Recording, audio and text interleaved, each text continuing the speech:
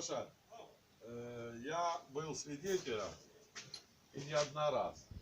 Вот так поварили машину, понял? Посидели 2-3 часа. Все нормально, уходят, сгорело нахуй.